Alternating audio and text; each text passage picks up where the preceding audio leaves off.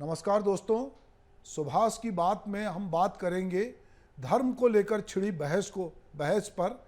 और हम बात करेंगे कि किस तरह देश में जैसे जैसे चुनाव नज़दीक आते हैं तो किस तरह से टकराहट बढ़ती है और उसमें कथित धार्मिक गुरु या बाबा लोग किस तरह का रोल प्ले करते हैं, नेता किस तरह से उसमें आग में घी डालने का काम करते हैं। ये बहुत सारे विषय हैं। हम लगातार देख रहे हैं कि जब से अभी कर्नाटक का चुनाव ख़त्म हुआ है तो कर्नाटक के चुनाव में हमने देखा कि कैसे बजरंग दल से बजरंग बली हुआ। और अब हम देख रहे हैं कि जो हिंदू धर्म है उसको लेकर दिग्विजय सिंह ने बयान दिया कि वो सनातन धर्म है, ना कि हिंदू धर्म है, और सनातन हमारी परंपरा है। उसके बाद पिछले 5 दिनों से बिहार की राजधानी पटना में बागेश्वर धाम बाबा जो हैं वो लगातार 4 दिन तक प्रवचन किया उन्होंने, और उसके बाद उन्होंने हिंदू राष्ट्र की घोषणा की और कहा कि हिंदू राष्ट्र बनने से कोई रोक नहीं सकता और इस राष्ट्र को बनने के लिए जो चीज़ें ज़रूरी है, तो उन्होंने जो बात कही उसमें उनका कहना था कि धर्म ध्वजा अपने अपने घरों में फहराएं, काली गाय की पूजा करें, रामचरितमानस का पाठ करें, तुलसी की पूजा करें और हनुमान जी को जो है वो याद करें। तो अगर हम हनुमान जी की पूजा करते हैं तो जीवन जीना है तो हनुमान को याद करें। इसमें कोई दो मत नहीं है कि हम कहते हैं कि भूत प्रेत निकट नहीं आए, महावीर जब नाम सुनाए। तो ये हमारे यहाँ कहीं ना कहीं हमारी हिंदुत्व को जो मानते हैं या जो सनातन परंपरा को मानते हैं वो हनुमान जी के साथ भी इस तरह अपने को जुड़ा हुआ महसूस करते हैं। अब सवाल ये है कि ये बागेश्वर धाम जो है इनको हाथों हाथ क्यों लिया जा रहा है। अगर हम देखते हैं कि ये जो साधु संत हैं इनका राजनीति में प्रवेश होता है और ये लंबे समय तक टिकते हैं। अगर हम देख रहे हैं कि ये जो टिकने का काम है कि साधु सन्यासियों का मार्केट देर तक चलता है, बाकी का मार्केट तो हो सकता है एक नेता का 5 साल में ख़त्म हो जाए सबका, पर इनका मार्केट देर तक चलता है क्योंकि ये बड़े संख्या में अपने अनुयायी बनाते हैं और लोग समझते हैं कि हम धर्म से जुड़े हुए साधु महात्मा के पास जाते हैं। अभी इस समय ये बागेश्वर धाम जो है वो फायर ब्रिगेड नेता के रूप में दिख रहे हैं। ऐसे साधु हैं या ऐसे प्रवचनकार हैं जो लगातार भीड़ को खींच रहे हैं, जिनमें भीड़ को लाने की ताकत है। अभी एक थोड़े दिन हमने देखा पंडित प्रदीप मिश्रा हैं, वो शिव पुराण के जरिए पब्लिक को खींच रहे हैं। बागेश्वर धाम है वो पब्लिक को खींच रहे हैं। अब उमा भारती वो ताकत खो चुकी हैं, साध्वी प्रज्ञा वो ताकत खो चुकी हैं। अभी नए फायर ब्रांड लोग चाहिए जो धर्म की ध्वजा को लेकर चलें और कहें कि हमको हिंदुत्व राष्ट्र बनाना है और हमको पूरे देश में हिंदुत्व की अलग जगाना है। हम अपने पूरे अगर राष्ट्र को देखते हैं, राष्ट्र की कल्पना को देखते हैं, तो हम देखते हैं कि हम किस तरह से अलग अलग समय में क्या क्या रहे, और हिंदुत्व एक जीवन पद्धति है। इसको लेकर अभी पिछले दिनों चूंकि बहस चल रही है तो मैंने अशोक वाजपेयी जो बड़े देश के कवि हैं, साहित्यकार हैं, ब्यूरोक्रेट हैं, उनका एक वीडियो सुना। तो चलिए पहले हम अशोक वाजपेयी जी को सुन लेते हैं। कहा जाता है कि हिंदू धर्म ही सबसे समावेशी धर्म है। अरे इतना समावेशी था तो बौद्ध धर्म क्यों बना, जैन धर्म क्यों बना, सिख धर्म क्यों बना? ये तो बाहर से नहीं आए, ये तो यहीं पैदा हुए। और 2 धर्म जैन और बौद्ध धर्म तो ऐसे हैं जिनमें ईश्वर की परिकल्पना ही नहीं। आप कह सकते हैं हमारे यहाँ ही ये संभव हुआ है भारत में कि 2 धर्म ईश्वरहीन धर्म। तो ये हमारी परंपरा में इन सब धर्मों ने कुछ न कुछ इस विचार को दिया है। इस समय भारतीय समाज में कई भीषण और गहरी दरारें पड़ चुकी हैं। कुछ तो पहले से भी थी, उन्हें चौड़ा किया जा रहा है। सड़कें भर चौड़ी नहीं हो रही हैं, दरारें भी चौड़ी हो रही हैं और सामाजिक दरारें भी और बढ़ रही हैं। इस समय हिंसा, हत्या, बलात्कार, बुलडोजिंग, लिंचिंग, एनकाउंटर, बिना दंड जेल की सजा आदि सामाजिक अभिव्यक्ति के उचित और लोकप्रिय माध्यम बन गए। बहुत तरह की हिंसा को लगभग कानूनी मान्यता मिल गई है। ये भी जानना जरूरी है कि आखिर ये भारत विचार बना कैसे। भारतीय दर्शन, वेद, पुराण, महाकाव्यों की परंपरा है, वो प्रश्नवाचकता की परंपरा है। ऋग्वेद में ही ऋषि कहता है सब कुछ कहने के बाद कि लेकिन जब ना अंधेरा था, ना उजाला था, ना उपस्थिति थी, ना अनुपस्थिति थी, न था न था, तब क्या था? तो पहले तो ऋषि होने के नाते जोड़ता है कि हो सकता है उस विधाता को पता हो जिसने इस संसार को रचा है, और फिर उसका लोकतांत्रिक मन संशयग्रस्त होता है। वो कहता है हो सकता है उसको भी पता ना हो। तो ये तो धर्मद्रोह की शुरुआत अगर आप चाहें तो ऋग्वेद से है। सारे पुराण, सारे उपनिषद प्रश्नवाचक हैं, उसमें प्रश्नोत्तर हो रहा है, प्रश्न पूछा जाता है, जिज्ञासा की जाती है, उसका जवाब दिया जाता है। सिर्फ धर्म के बारे में महाभारत में क्या कहा गया है, इसके मैं 2 उदाहरण आपको सुनाता हूं वन पर्व से। हे महिपाल, एक धर्म से दूसरे धर्म का जब विरोध हो तो उनमें कौन बड़ा और कौन छोटा है, ये विचार करके देखना चाहिए। जो धर्म दूसरे धर्म का विरोध नहीं करता उसी धर्म को अपनाना चाहिए। ये मैं नहीं कह रहा हूं, ये 2000 बरस से पहले व्यास कह रहा है, और व्यास ने उस समय भी कहा था कि मैं हाथ उठाकर कहता हूं लेकिन मेरी कोई सुनता नहीं है। तो जब व्यास की नहीं सुनी गई तो दोस्तों हम जैसे छुट भाइयों की क्या सुनी जाएगी। लेकिन जैसे व्यास ने आवाज उठाई वैसे हम भी आवाज उठाते हैं। दूसरा, हे राजन, जो धर्म दूसरे का विरोध करता है वो धर्म नहीं है, कुधर्म है। जिस धर्म को दूसरे धर्म से विरोध नहीं वही सत्य धर्म। अब ये बात इसलिए जो भारत विचार है, इसमें जो बाद में हम लोग गांधी जी ने शब्द दिया सर्वधर्म समभाव, ये बात हमारी परंपरा से आई, ये हमने आधुनिकता और पश्चिम से नहीं ली है। फिर हिंदू, जैन, बौद्ध, इस्लाम, ईसाई, इतने सारे धर्म, इनमें जो सन्निहित और संविधान वो अंतिम, यानी एक तरह से अंतिम अभी तक तो हालांकि कहते हैं तैयारी है कि उसको अगली बार अवदस्त करके कोई नया। तो जैसा दोस्तों मैं कह रहा था कि आजकल कई बाबा जिन्हें महाराज, पंडित, प्रवचनकर्ता, विश्वगुरु, शास्त्री आदि कहकर संबोधित किया जाता है, ऐसे धर्मशास्त्री राजनीति शास्त्र के प्रोफेसर बनते नजर आ रहे हैं। इनके कथित दिव्य दरबार में आम श्रद्धालुओं के साथ बड़े बड़े नेता भी जमकर हाजिरी लगा रहे हैं। छत्तीसगढ़ और मध्य प्रदेश में इस साल चुनाव होने वाले हैं। आए दिन यहाँ इस तरह के दरबार और पंडाल सजे रहते हैं।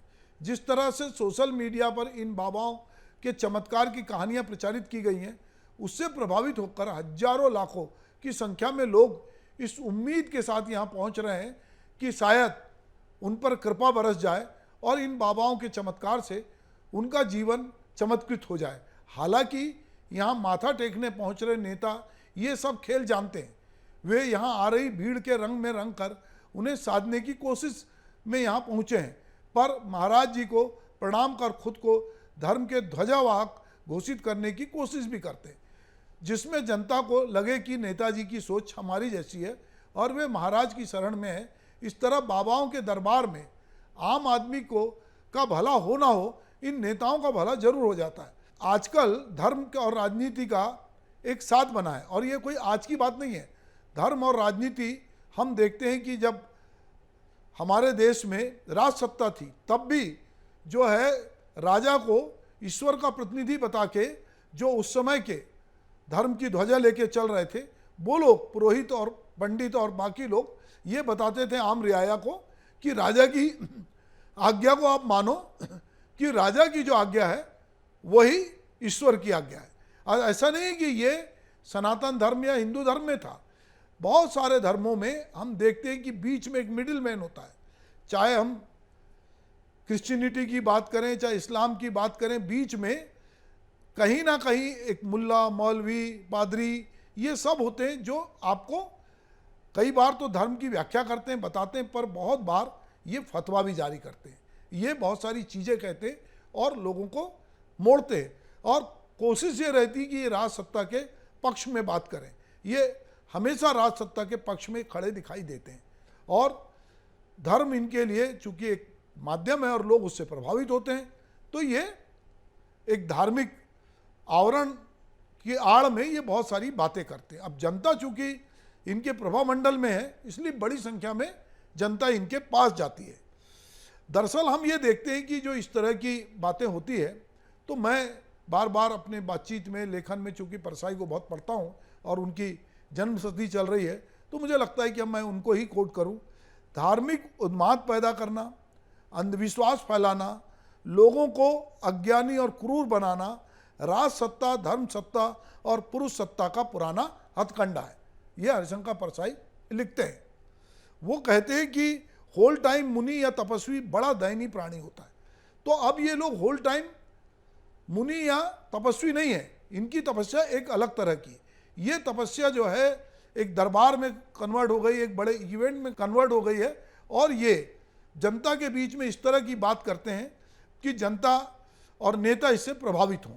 अब अगर एक धर्मगुरु कह रहा है कि हिंदू राष्ट्र बनना चाहिए और बन के रहेगा, तो मेरे समझ में आता है कि मेरे घर में मैंने बचपन से तुलसी की पूजा देखी है। मेरी माँ तुलसी चौरा की पूजा करती थी। रामचरितमानस का पाठ हमने बचपन से मोहल्ले में भी सुना है, आस पड़ोस में भी सुना है, वो भी हम करते आ रहे हैं।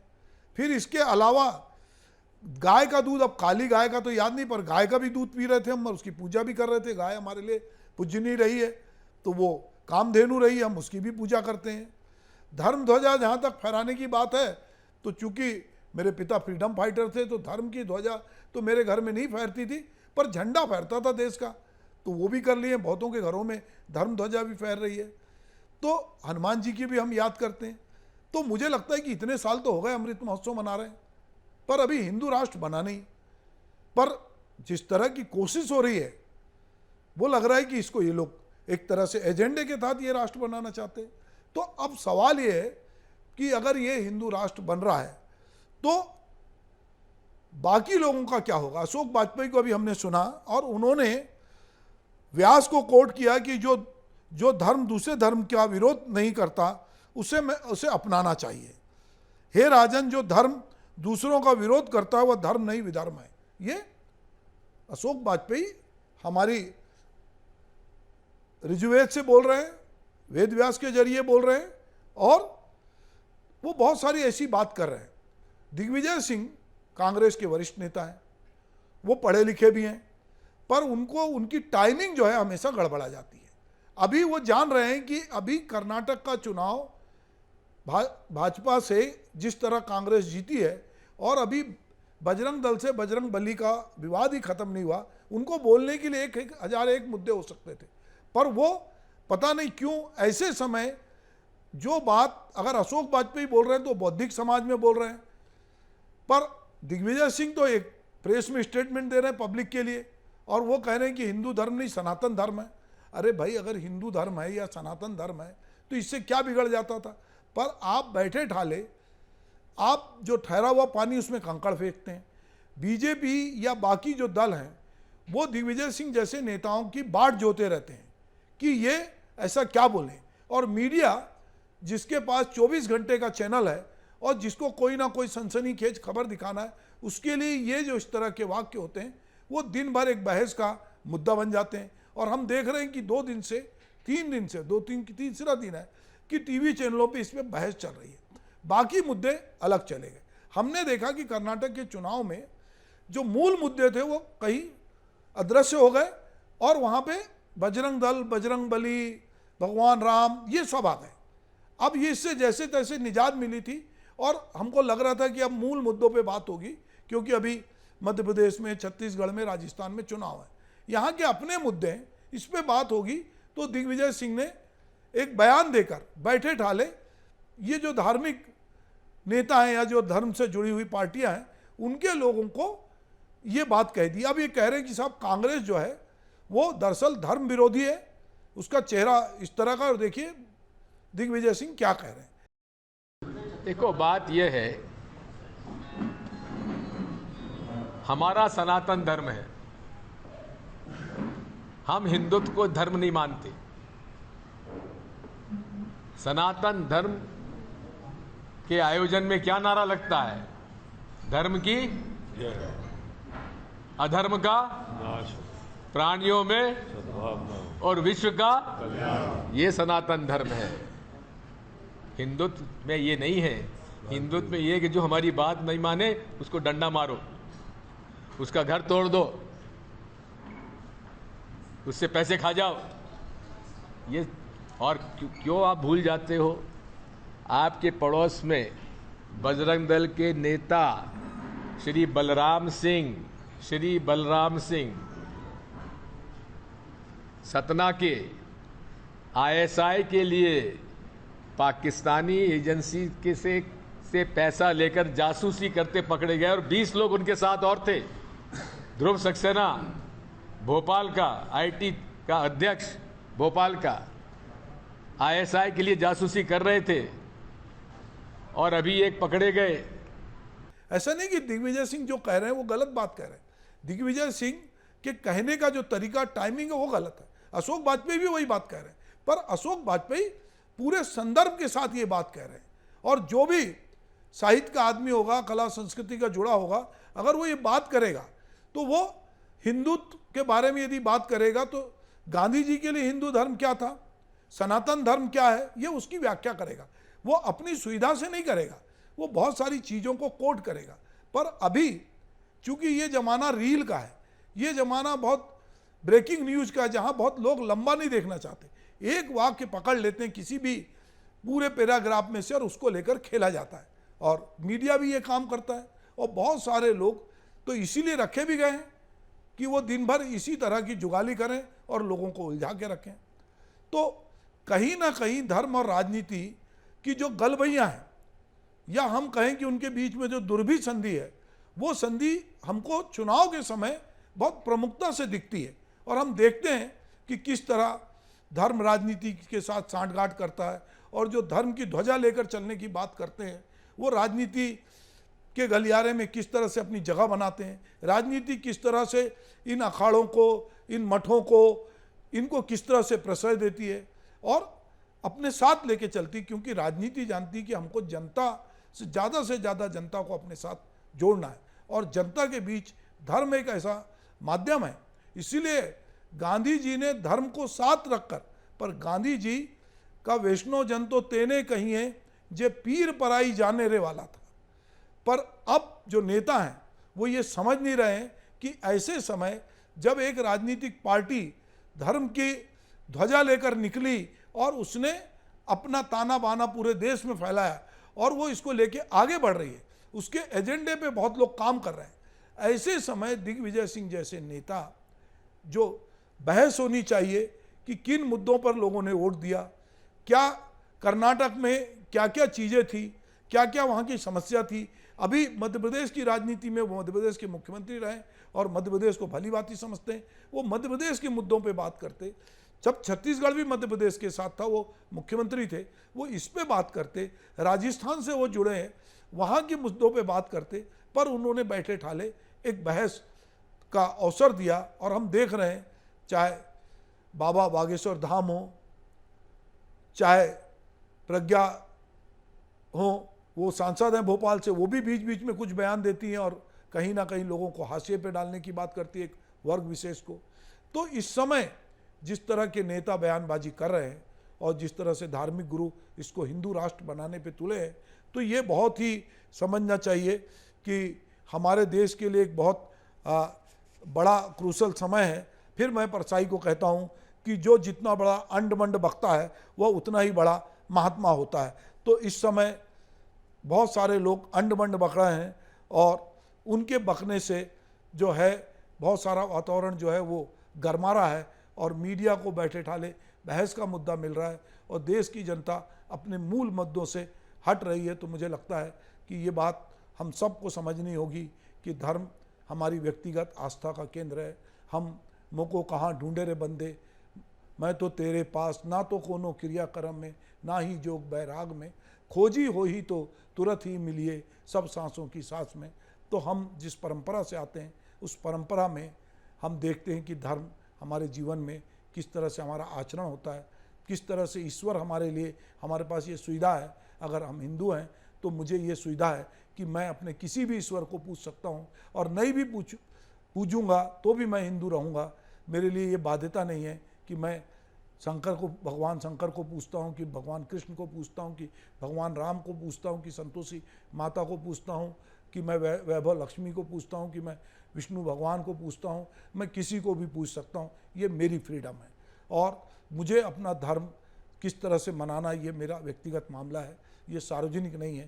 पर पूरी बहस इस समय या तो हिंदू राष्ट्र बनाने पे हो रही है या हिंदू धर्म पुराना है कि सनातन है, इस पर बहस हो रही है। बजरंग दल को बजरंग बली बनाने पे बहस हो रही है। जो मूल मुद्दे हैं वो कहीं ना कहीं गायब हैं। और इन सारी बहस के पीछे 2023 नवंबर के चुनाव हैं और 2024 लोकसभा के चुनाव हैं। उसके बाद लोग अपने अपने जो मतलब है उसको साध लेंगे और फिर एक बार जनता के जो मूल मुद्दे हैं, जो मूल समस्याएं हैं, वो एक तरफ रह जाएंगी और हम फिर से हिंदू मुस्लिम का राग अलापेंगे, धर्म विधर्म का राग अलापेंगे और एक दूसरे को कोसते रहेंगे। तो हमें इन सब चीज़ों को बहुत गौर से विवेक के साथ देखना होगा। नमस्कार।